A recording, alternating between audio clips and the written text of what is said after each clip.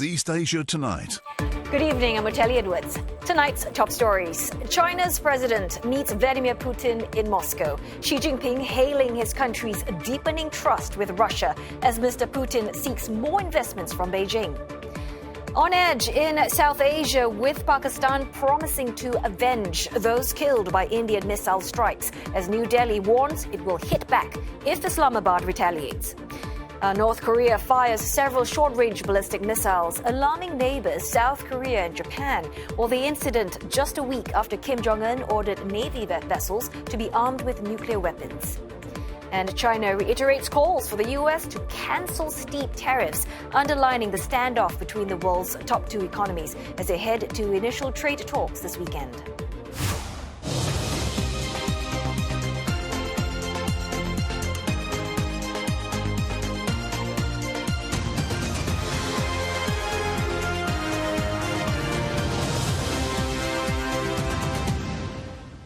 China, through Trump 1.0, has already learned to insulate itself. They've become more resilient, both in their own supply. Also in East Asia tonight, CNA speaks with DBS CEO Tan Shan to get the bank's view on a number of different issues, including China's economy and the impact of the trade war with the U.S. And Taiwan President William Lai marks the end of World War II in Europe for the first time, as he warns against giving ground to aggressors without mentioning names.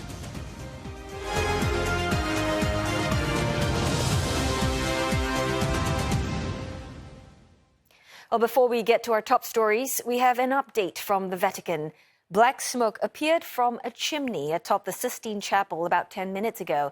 Now, this black smoke means that a new pope has yet to be elected in the first vote of the day by the 133 Catholic cardinals who have gathered for the conclave. They will remain isolated until they choose the 267th pontiff to lead the world's 1.4 billion Catholics. The candidate needs to receive a two-thirds majority of the votes, and we'll be bringing you more updates as they come. Chinese President Xi Jinping has vowed to stand and work with Moscow to counter what he calls unilateralism and bullying. Mr. Xi made the comment on the second of a four-day state visit to Russia. Russian President Vladimir Putin earlier welcomed him at the Kremlin ahead of Moscow's Grand Victory Day celebrations to mark 80 years since the defeat of Nazi Germany.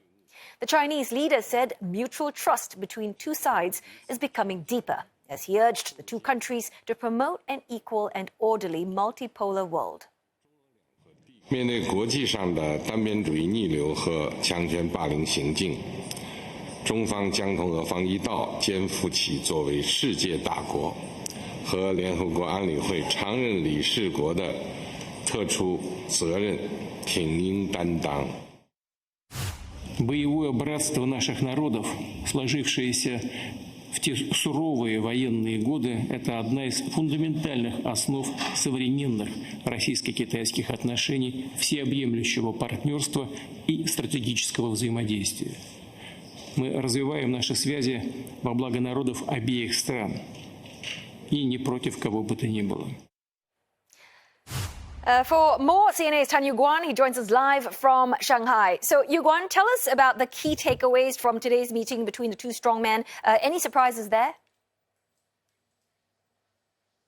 Well, there were two meetings within the last 8 hours between the two leaders so far. From the looks of the latest report from the Chinese state news agency, Xinhua, the earlier one looks like an exchange of pleasantries.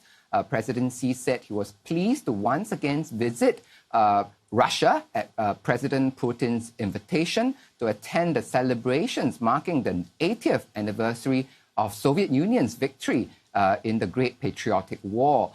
President Xi emphasized that both history and current realities demonstrate that China-Russia relations is a natural continuation of a long-standing friendship between the two peoples. And he also says it's a strategic choice that enables mutual benefit and supports the development and rejuvenation of both nations. Referring to the 80th anniversary of the Allied victory in World War II, Mr. Xi noted that 80 years ago, the peoples of China and Russia made tremendous sacrifices and made a historic contribution to world peace and progress of humanity. In the report, Mrs. Xi made no mention of the elephant in the room, the Russian invasion of Ukraine. Instead, Mrs. Xi said China is ready to work with Russia to safeguard the rights of both countries as well as the broader developing world, and to jointly promote a multipolar world that's equitable and orderly, and to promote economic globalization that's inclusive and beneficial to all. All this came out of an earlier meeting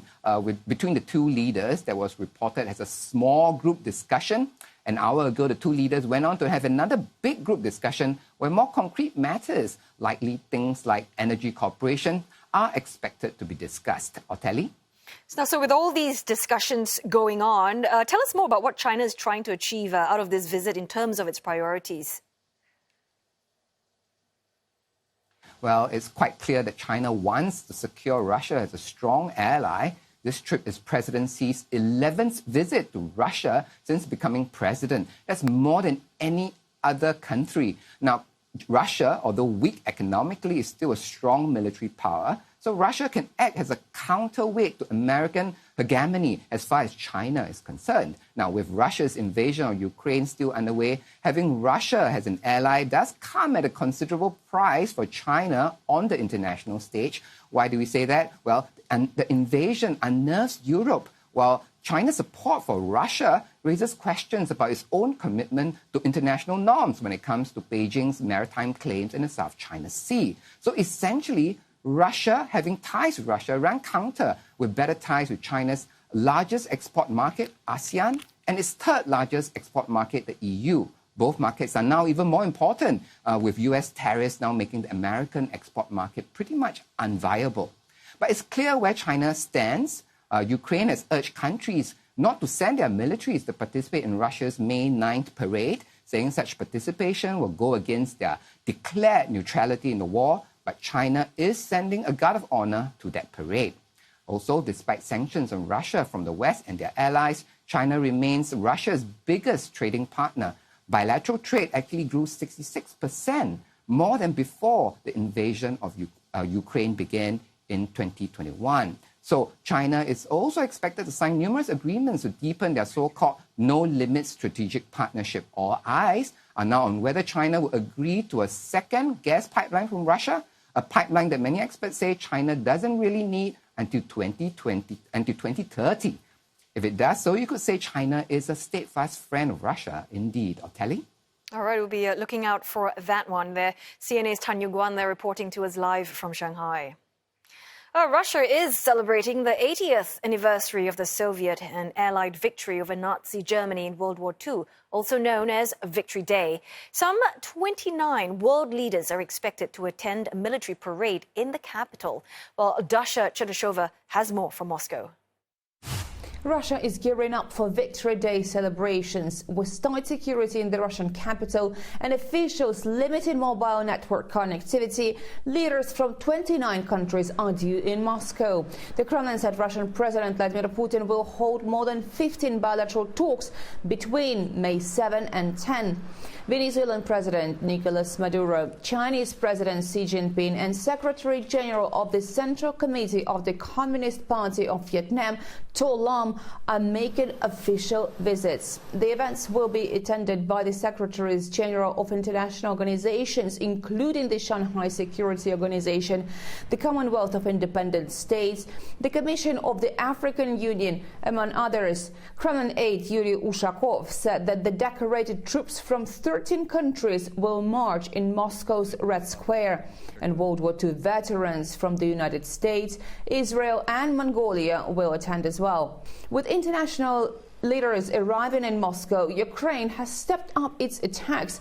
The Kremlin has described it as Kyiv's tendency to, quote, commit acts of terrorism.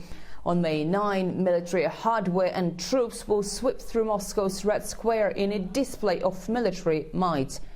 Dasha Chernyshova, CNA, Moscow.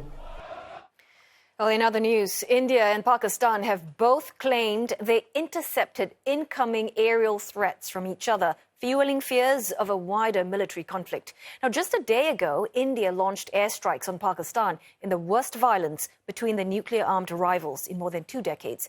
and at least 45 people have died on both sides after strikes and intense cross-border shelling. Last night, that is the night of 7th and 8th May, India has undertaken yet another blatant military act of aggression against Pakistan by sending Harop drones at multiple locations. Well, according to Islamabad, 1 civilian was killed and 4 Pakistani soldiers wounded. Drone debris has reportedly been recovered from various areas across the country, including close to army installations. Pakistan's military has warned of continued consequences for what it describes as Indian aggression. Now, India, meanwhile, claims Pakistan attempted to strike multiple military targets across its northern and western regions last night and early today as well. New Delhi responded by targeting air defense radars and systems at several sites in Pakistan, reportedly disabling one in Lahore. India says its integrated air defense systems neutralized the attacks and that debris is being recovered from several areas. Islamabad earlier said that 31 civilians were killed in yesterday's missile strikes by India and the cross-border strikes that followed.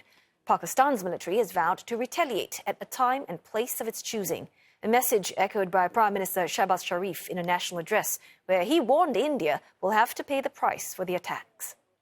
However, India's foreign minister says they will respond to any Pakistani military action, although New Delhi is not seeking to escalate tensions. Speaking alongside a visiting Iranian delegation, he defended India's missile strike as a precise and limited response to last month's deadly terror attack in Kashmir that left 26 tourists dead.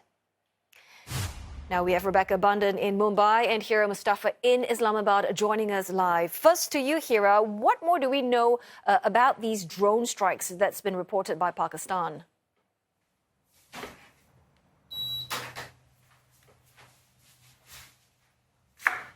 Well, just a couple of hours ago, a military spokesperson held an important press briefing in light of the escalating tensions between India and Pakistan, and he has stated that Pakistan's armed forces have intercepted Harop drones.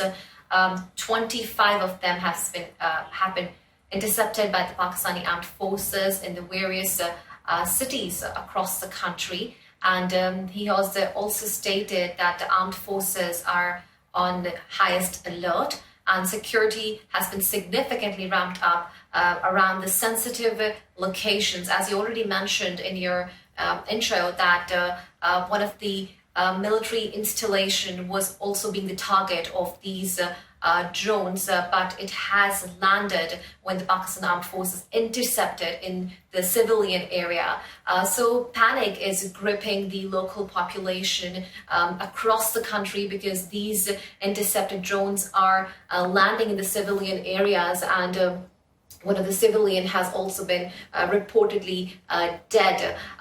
Currently, a National Assembly session is underway in which we are hearing some heated arguments and the questions raised by the lawmakers of the country questioning India's move and urging the international community to intervene to de-escalate the tension between India and Pakistan. Also, as we speak now, a very important high-powered meeting is underway, which is being chaired by the country's Prime Minister. And in that meeting, federal ministers, along with the top military officials, are currently being briefed about the security situation along the line of control. And some important decisions are due to be taken in that meeting, as Pakistan's Prime Minister in his yesterday's televised address stated that Pakistan will retaliate. And then we are also seeing a statement coming from the Information Minister in which he has stated that now the time has come. Pakistan will retaliate as now drones are being launched by India.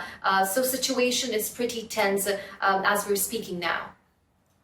All right, let's bring you in, Rebecca. What about the Indian officials? How are they responding to those claims made by Pakistan? There haven't been any official direct comments on Pakistan's claims about those drones being shot down in its airspace. However, India's defense ministry has said that following Pakistan trying to hit Indian military targets, that today Indian armed forces did target air defense systems and radars and neutralized an air defense system in Lahore. There's also been a notice that's been put out by the Indian government warning people of what it describes as a coordinated misinformation campaign by Pakistan on social media. And it says that this is aimed at creating mistrust, confusion, and panic in India. There's also been an important all-party meeting that took place in New Delhi today. And Indian media have been reporting that India's Defence Minister Rajnath Singh told opposition leaders that 100 terrorists were killed in India's strikes that took place on Wednesday. And that he also said that Operation Sindoor is an ongoing operation. And we also heard, of course, from India's Foreign Minister S. Jaishankar saying that India isn't intending for this situation to escalate at all. That's not its intention, but that India would respond very firmly to any military attacks. All right, many thanks for those updates, Rebecca Bundan in Mumbai and Hira Mustafa in Islamabad. Now, the India-Pakistan conflict is the subject of a new episode of the CNA Correspondent podcast. You can head to CNA, YouTube, Spotify, or wherever you get your pods to listen in. All right, time now for a short break, but coming up next on East Asia tonight, as the US dollar's fall in Asia stuns investors, we shall be speaking with an expert to know if this is just a blip or a sign of changing order. And Toyota warns profit would decline 21% this fiscal year due to the fallout from President Donald Trump's trade war.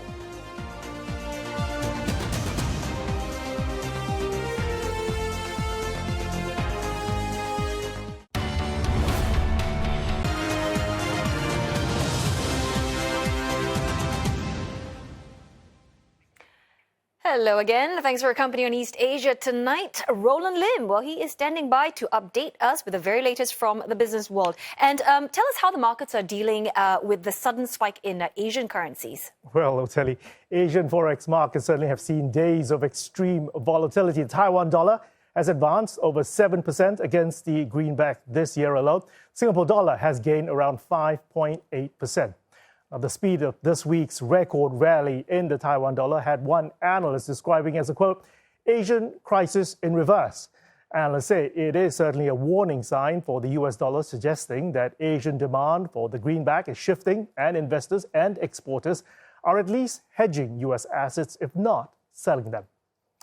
Well, for more insights, we're joined by Kun Go, who is head of Asia research at ANZ. Kun Go, good to have you with us this evening. With geopolitical risks and rising tariffs weighing on the dollar, is now the time for Asian investors to accelerate de-dollarization? What's the smart move here? Good evening to you. I think that's definitely the prevailing thought process and the trend that I expect to see continue for the next few years. Let's not forget that global investors, not just Asian investors, are overweight US assets. And that's because for the last few years, the US was really the go-to place for investors, whether it's equities or FX or even fixed income, because the Fed was hiking rates aggressively. Well, the situation has now changed, and with huge political uncertainty and the way that US government policy is, frankly speaking, very difficult to predict, I think there's been a rethink about how much allocation needs to be put into US. And that's why we've seen in recent weeks some of that reallocation happening, which has partly contributed to the strengthening in the regional currencies here.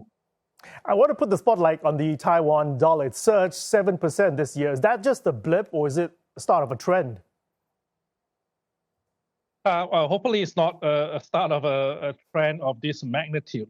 I mean, the moves that we've seen in the Taiwan dollar were outsized. Typically, the Taiwan dollar tends to be fairly stable. I think part of it is due to just thin liquidity conditions, partly due to China being off for the Golden Week holiday period, and also, some panic moves by exporters and life insurance companies being forced to undertake hedging to protect their U.S. investments. And all this just culminated into a snowballing effect.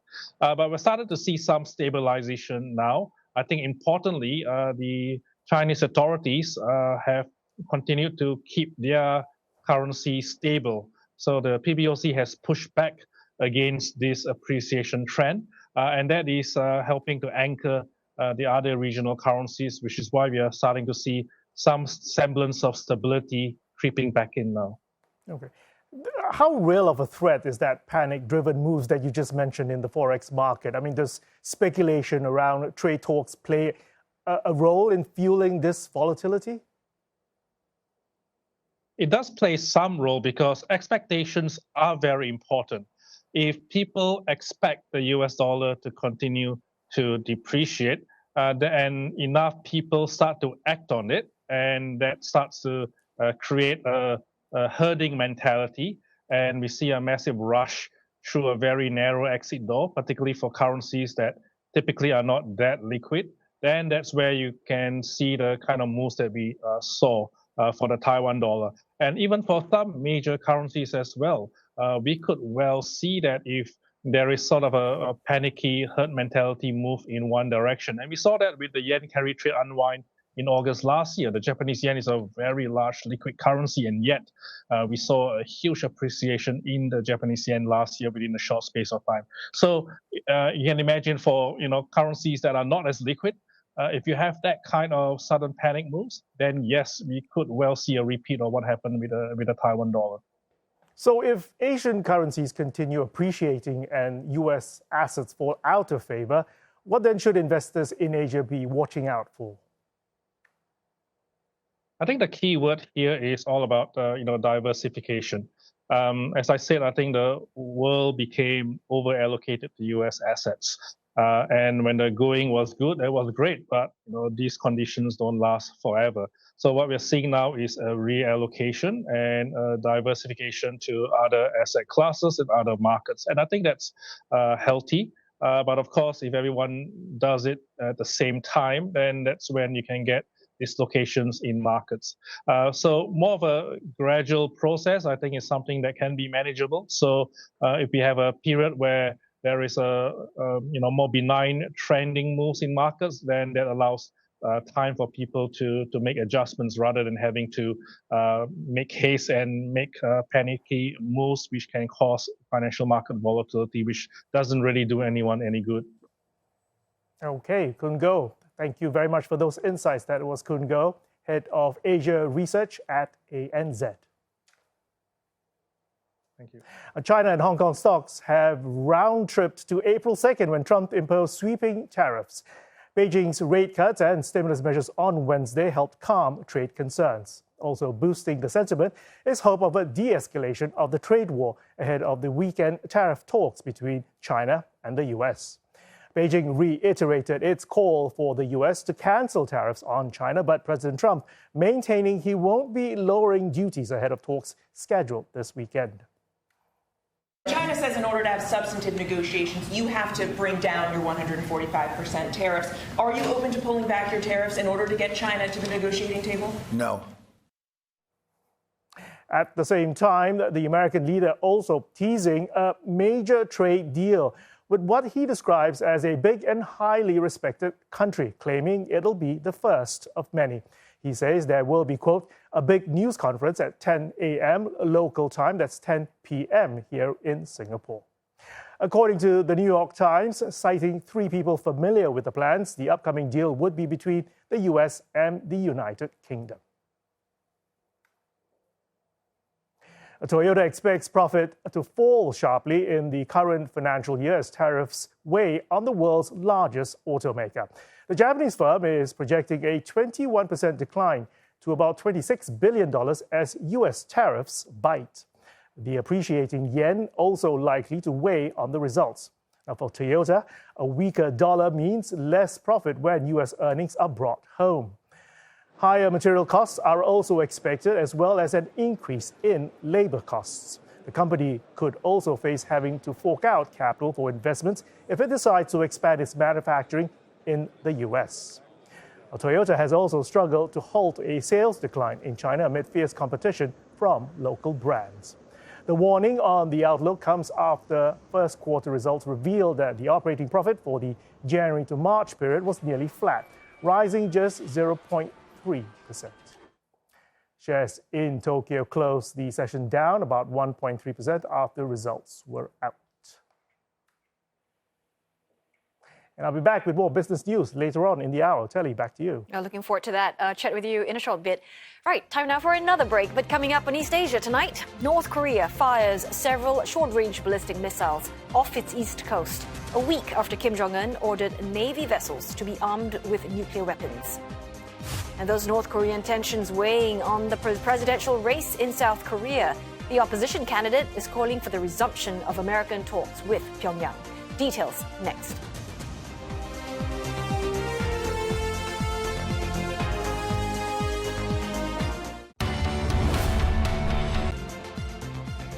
This is East Asia Tonight, and here are the headlines we're following. Chinese President Xi Jinping is in Moscow, where Russian leader Vladimir Putin has called him the country's main guest. Mr. Putin also said that China-Russia relations benefit both sides without opposing anyone. Pakistan vows to avenge those killed by Indian missile strikes, while New Delhi warns it will respond if Islamabad makes a move. And North Korea fired short-range ballistic missiles off its east coast this morning. The projectiles landed in the East Sea, also known as the Sea of Japan. Well, let's stay with that story. South Korea's military tracked the projectiles, as did Japan, which said they flew an irregular path but crashed outside its exclusive economic zone. Tokyo has condemned the launches and lodged a protest, while Seoul said it was studying Pyongyang's latest military move carefully to determine its intent. 군은 필요한 조치를 하고 있고 질문하신 그 배경이나 의도에 대해서는 분석하고 있습니다. 그러나 일부 수출을 하기 위한 성능 점검이나 또 비행 안정성을 평가하기 위한 실험일 수도 있다고 평가하고 있습니다. これまでの弾道ミサイル等の度重なる発射も含め、一連の北朝鮮の行動は我が国の地域及び国際社会の平和と安全を脅かすものであります。また、このような弾道ミサイル発射は関連する安保理決議に違反し、国民の安全に関わる重大な問題であります。今回の発射については、我が国として北朝鮮に対し、北京の大使館ルートを通じて厳重に抗議し、強く非難したところでございます。The launch this morning marks the 6th this year and comes about a week after the North's leader, Kim Jong-un, ordered Navy vessels to be armed with nuclear weapons.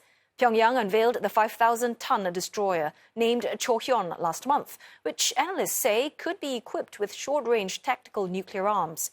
The North last tested ballistic missiles in March, just as the South and the US launched their joint springtime military drills. Now, ties between Pyongyang and Washington and its allies have progressively soured over the years, pushing North Korea closer to Russia, which is reportedly helping it with its nuclear and missile programs. Following Pyongyang's launch of multiple short-range ballistic missiles off its east coast, current presidential frontrunner Lee Jae-myung called for the resumption of U.S.-North Korea summits. Now, in a social media post on Thursday, Lee urged Washington to re-engage in talks. Like many liberals, Lee supports inter-Korean dialogue and cooperation, citing peace on the Korean peninsula as being critical for economic stability. A former U.S. President Donald Trump has expressed interest in reaching out to North Korea's Kim Jong-un again, although past efforts in his first term yielded no breakthrough. Meanwhile, conservative candidate Kim Un-soo is at odds with his own People Power party, threatening legal action after the party urged him to merge his campaign with that of ex-Prime Minister Han Duck-soo before the 11th of May.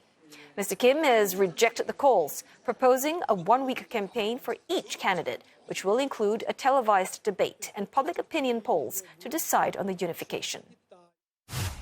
정당한 절차와 정당한 경선을 거쳐 선출된 후보를 당의 몇몇 지도부가 끌어내리려는 해당 행위를 하고 있습니다. Well, looking beyond East Asia, the morning sessions of the second day of voting to choose a new head of the Catholic Church have ended, but no pope was picked. Black smoke seen out of the chimney of the Sistine Chapel indicates the first two rounds of votes today were inconclusive. Up to 2 more rounds of voting will be conducted in the evening. Cardinals will leave the Sistine Chapel for lunch and return later at about 5:30 p.m. local time. Timings are approximate as communication with the conclave is limited to smoke signals out of the Sistine Chapel. Well, the 133 cardinals have been sequestered from the world and sworn to secrecy about the centuries-old process. They will remain isolated until a candidate secures a 2/3 majority or 89 votes to become the 267th pontiff. The Pope will lead the world's 1.4 billion Catholics. And you are looking at live pictures out of St. Peter's Square, where crowds have gathered to watch closely the chimney of the Sistine Chapel. Ollie Barrett goes through the considerations cardinals are taking into account at the conclave. One of the challenges is that the large number of cardinals taking part in this event are doing so for the first time. So many of them have had to meet each other in the days leading up to the conclave and start to talk about the issues that matter to them and to the church and the kind of candidate that they might want to choose. But there are lots of issues beyond that as well. What kind of candidate do they want to focus on? What kind of issues, from same-sex relationships to abuse scandals in the church, to some financial irregularities, to the balance between doctrine and mercy. In Pope Francis's papacy, he was considered to be very much focused on vulnerable people, minorities. He was considered by many to be progressive and liberal on a series of issues. There will be some conservative traditional cardinals in the conclave who actually want the church to refocus its values in a more traditional and conservative way, and they will be trying to coalesce around a candidate that can take the church in that direction. Geopolitics as well. Pope Francis was very outspoken on issues around immigration, climate change, poverty, conflicts in Gaza and Ukraine and elsewhere. So there is a lot to consider for the cardinals, and that's one of the reasons that this race, if we can call it that, is so unpredictable. Well, we have more coverage of the process to choose the new pope, including a background on the cardinals who will make this crucial decision on our website, cna.asia. And you can also track the latest via our mobile app. Now, coming up on East Asia tonight, DBS posts its first drop in net profit in more than 3 years. But the CEO remains confident on the lender being able to deliver on the ROE target.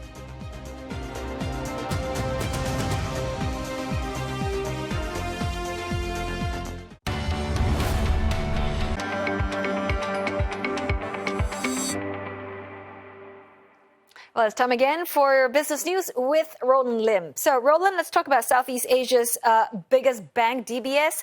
They posted its first earnings drop in more than 3 years. So what is the lender's outlook for the year? Well, the bank has given a rather cautious outlook given the heightened global uncertainties. First quarter net profit fell 2% on year to 2.9 billion Singapore dollars, slightly beating estimates.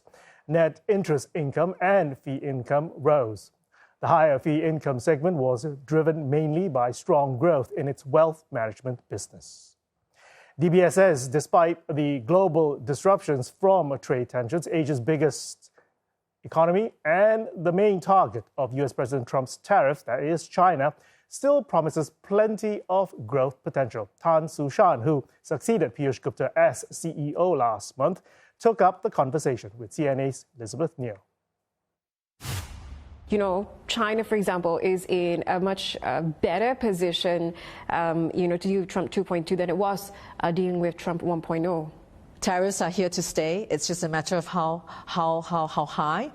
And I think China, through Trump 1.0, has already learned to insulate itself. They've become more resilient, both in their own supply chains, their food security, their semiconductor chip security, their energy security. Whilst this is a bit of a blow both for consumer confidence, I see the country really sort of of, rallying behind this need to be resilient. And so I see that the country will continue to invest in what will keep them relevant in the future. That means investing in future-forward technologies, be it humanoid robots, be it drone technology, be it deep-seek like generative AI, deep tech, biotech. So there are certain future growth pathways that I think are coming out of China that they are investing in.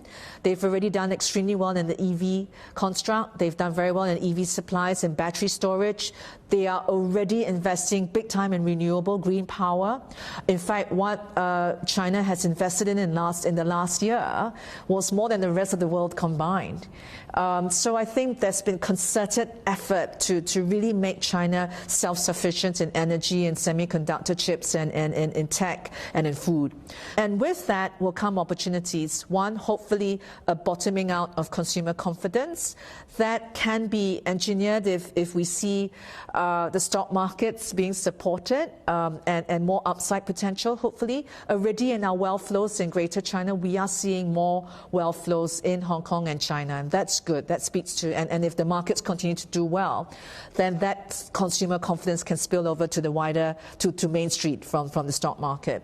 Lower interest rates. Rates have been going down in China, and lower rates will be helpful for the property market. They are really trying to unlock some of the opportunities for purchasing of homes and helping with mortgage growth, etc. So it might trundle along, and it could be a little bit slow, but I think longer term, the China growth prospects are still going to be there. Whether it's 4 or 5%, who knows? But you can see the focus on growing, deep tech and future industries, and I think the self-sufficiency is going to get stronger. China +1, China investing into Southeast Asia, into ASEAN, into the global south, that trend will continue. And I'm constructive as to that sort of bilateral trade talks and more co-investments, mutual help will continue.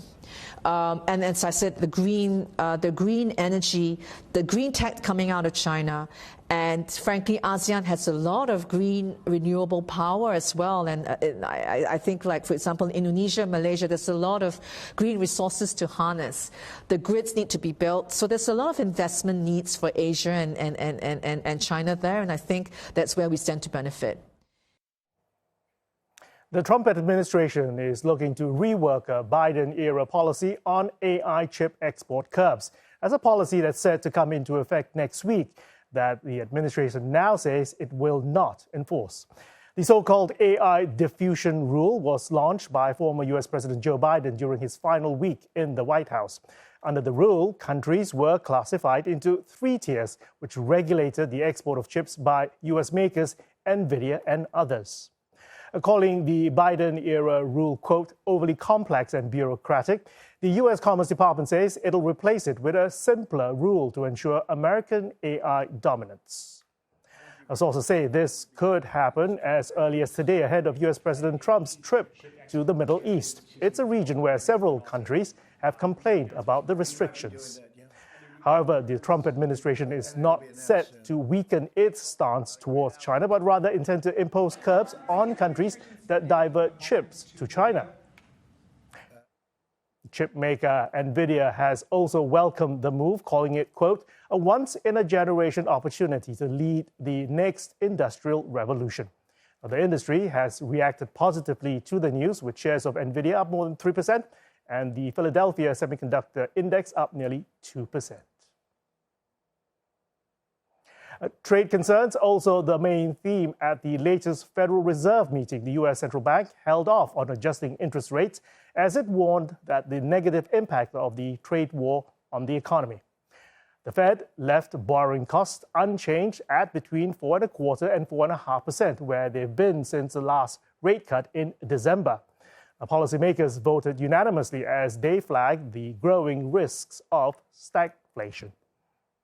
If the large increases in tariffs that have been announced are sustained, they're likely to generate a rise in inflation, a slowdown in economic growth, and an increase in unemployment.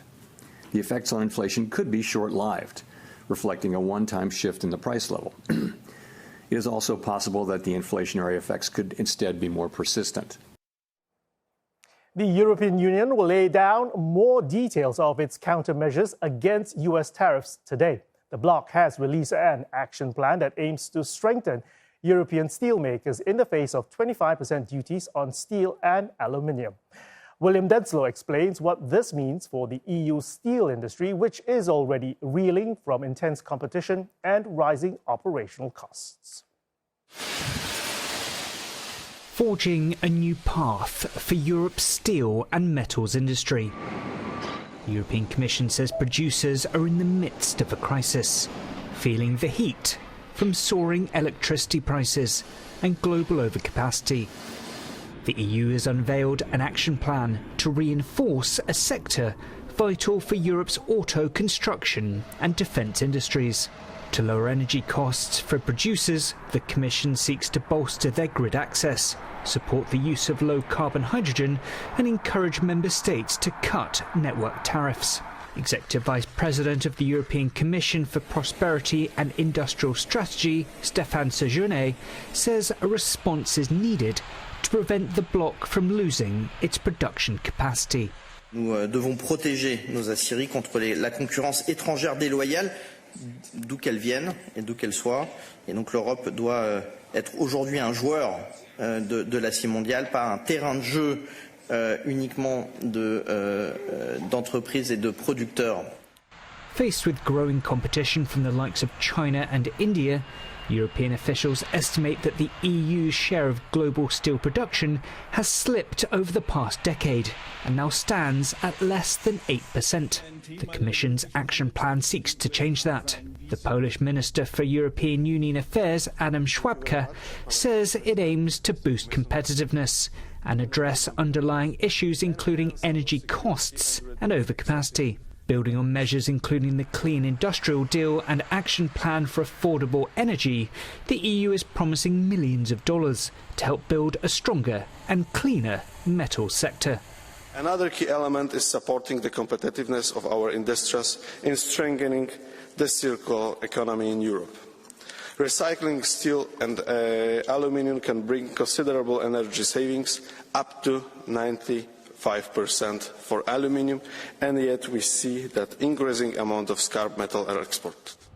But tariffs imposed by the United States could be a wrench in the EU's recovery efforts. While President Trump has provided a 90-day reprieve for some of the tariffs he's introduced over recent weeks, a 25% duty on European steel and aluminium imports remains in effect. The EU estimates the measure amounts to $28 billion. Industry experts like James Watson, Director General of the European Metals Association Eurometaux, say that while Europe has to defend itself, it shouldn't engage in a trade war. Some argue a focus should be on rebalancing and defending industry interests. We think that there should be an increase in things like state aid. There should be, at least for this time being, whilst we have very high energy prices in Europe, that you need proper state aid regimes, and we need to look at innovative mechanisms also to bring low prices from renewable electricity to industry consistently. The EU fears US tariffs could see metal exporting nations divert and dump their supplies on the European market. The European Commission now aims to tighten import controls as it seeks to toughen up this industry. William Denslow, CNA, Brussels. And that'll do it for business. Natalie. Thanks very much for that, Roland. Now, in other news, Taiwan held a ceremony to commemorate the 80th anniversary of the end of World War II in Europe for the first time. President William Lai also made a speech to mark the occasion.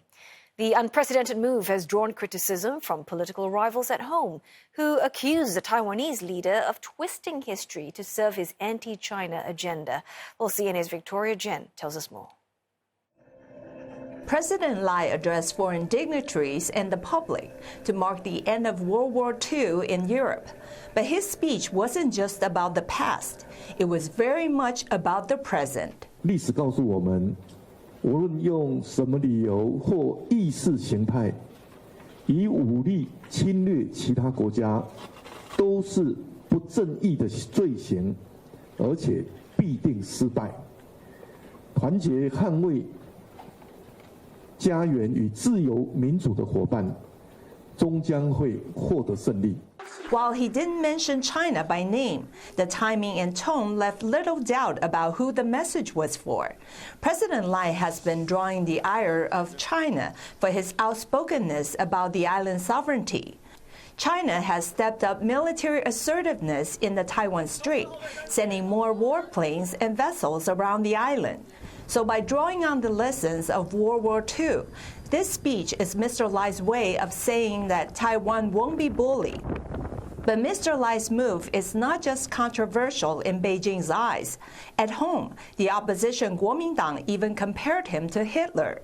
They say he is silencing opposing voices and pushing Taiwan toward more confrontation.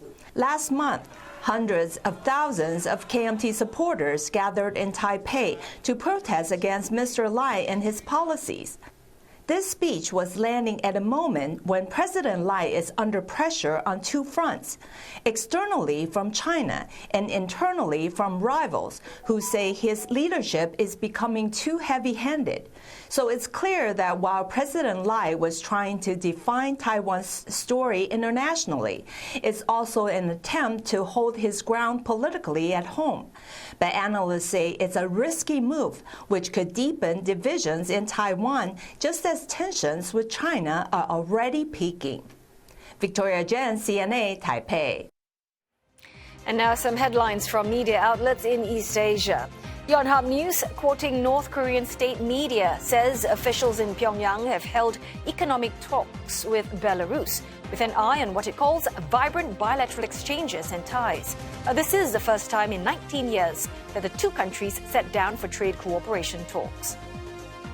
A Hong Kong Free Press report says police are considering the use of artificial intelligence to detect suspected acts of voyeurism.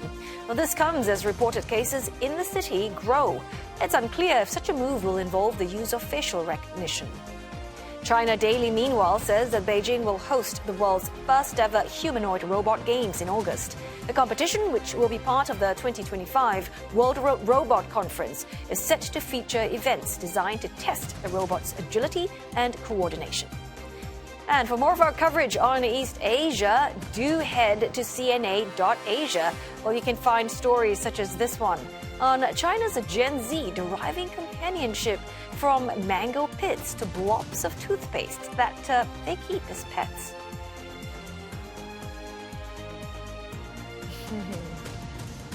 And that's all we've got for you on East Asia Tonight this Thursday. You can also find us on Facebook and YouTube. Thanks for watching.